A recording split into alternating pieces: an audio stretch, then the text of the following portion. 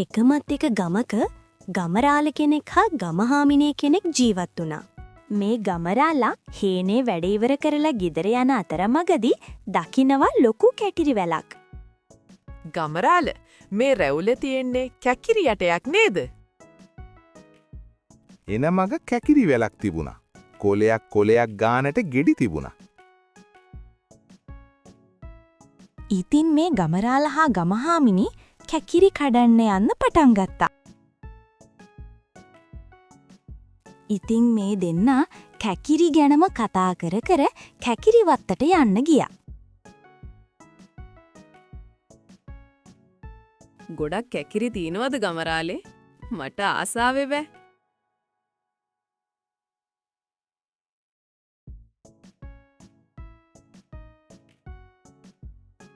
අම්මෝ කැකිරි ඉක්කමනට කඩෝ.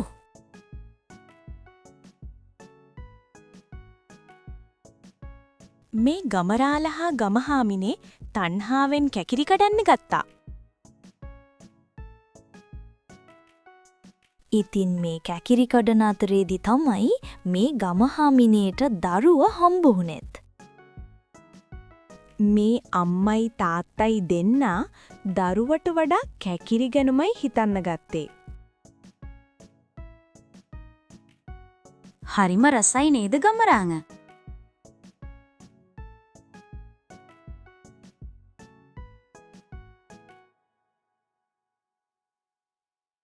ගමරාල අපි මේ ඔක්කොම කැකිරි ටික අරන් දෙමු. අපි දෙන්නා ළමයා දාලා යමු. ළමයා ගිනිච්චොත් හැමදාම කන්න බොන්න දෙන්න වෙනවා. ඒ නිසා ළමයා තියලා යමු. ඉතින් මේ ගමරාලේ ගමහාමිනේ දෙන්න ළමයා දාලා යන්න ගියා.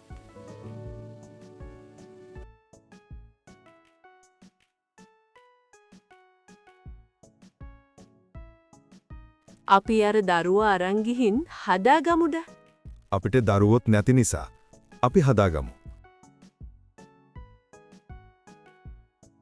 ඉතින් මේ කපුටු දෙන්නා දරුවා අරන් යන තීරණය කරා.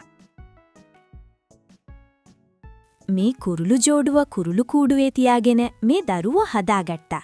පසුව කූඩුව මදි නිසා ගෙයක් හදලා දුන්නා. අමල් බිසෝගේ තනියට බල්ලෙක් පූසෙක් හා ගිරවෙක් කෙටි කළා. මේ දුවේ අපි ඔයාලට වලලු මාලා අරන් එන්නම්. අපි එනකම් පරිස්සමෙන් ඉන්න. මතකතුව පූසනෝද බත්කන් දෙන්න. අමල් බිසෝ බත් දුන්නත් පූසට බත් මදි වුණා. පුසාට බත් මදි නිසා ලිප නිවලා ලිපොඩ නිදාගත්තා. අමල් බිසෝ කොච්චර ලිප පත්තු කරන්න උත්සාහ කරත් බැරි වුණා. ඉතින් මේ අමල් බිසෝ ලිප පත්තු කරන්න ගින්දර හොයාගෙන ගියා. අනේ යාළුවනේ මට ගින් ටිකක් දෙන්න පුළුවන්ද? මේ මිනිස්සේ තාත්තා එනකම් අපි කොහොම අටි තියාගමු? මම දන්නේ නේ බලමු. අමල් බිසෝ අගුරු ටික අරන් ගෙදර ආවා.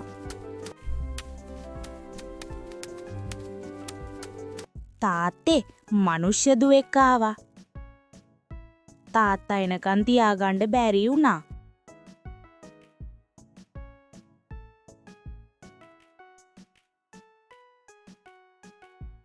අපි හිල් වෙච්ච පොල් කටුවකට අගුරු දුන්නේ.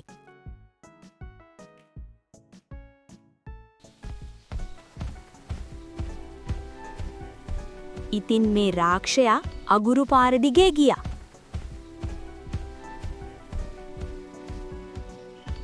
අම්මත් ආවා තාත්තත් ආවා. මාලත් වලලුත් ගෙනාවා. දොර ඇරපන් අමල් බිසෝ. අම්මා ආවෙත්නේ තාත්තා ආවෙත්නේ වලලු මාලගෙන ආවෙත්නේ දොර නාරින් අමල් බිසෝ. මේ රාක්ෂයා බල්ලව මරලා යන්න ගියා. අම්මත් ආවා තාත්තත් ආවා. මාලත් වලලුත් ගෙනාවා. දොර ඇරපන් අමල් බිසෝ. අම්මා ආවෙත්නේ තාත්තා ආවෙත්නේ වලලු මාල ගෙනාවෙත්නේ දොර නාරින් අමල් බිසෝ. මේ රාක්ෂයා පූසාගේ බෙල්ල කඩලා මරලා දාලා එතනින් ගියා.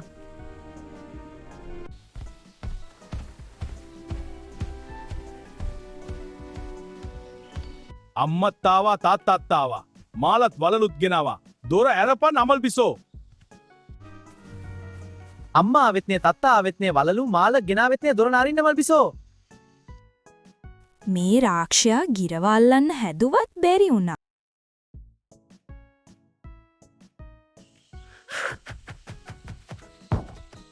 මේ රාක්ෂයාට හුද්දටම කේන්ති ගියා. රාක්ෂයා නියපොතු දෙකක් දොර ළඟ හයි කරලා ගියා. අම්මතාව තත්තාවා දෝරප නමල් බිසෝ. අම්මතාව තතාවා දෝරප නමල බිසෝ. මේ සැරේ අම්මයි තාත්තයි එක ගිරවත් කියපු නිසා අමල් බිසෝ දොර ඇරියා. දොර ඇරන් එනවත් සමගම රාක්ෂයාගේ නියපොතු ඇනිලා අමල් බිසෝ බිම වැටුණා. අනේ දුවේ නැගිටින්න. ඔයාට මොකද වුනේ? ගමේ වෙදමාමාට කියලා අමල් බිසෝ සුව කරගත්තා. පසුව අම්මයි තාත්තයි ගෙනපු රත්තරම් පලන්දලා අමල් බිසෝගේ හැඩ බැලුවා. මේ අම්මයි තාත්තයි ආයේ කවදාවත් අමල් බිසෝ තනිකර නෑ. හැමදාම ආදරෙන් බලාගත්තා.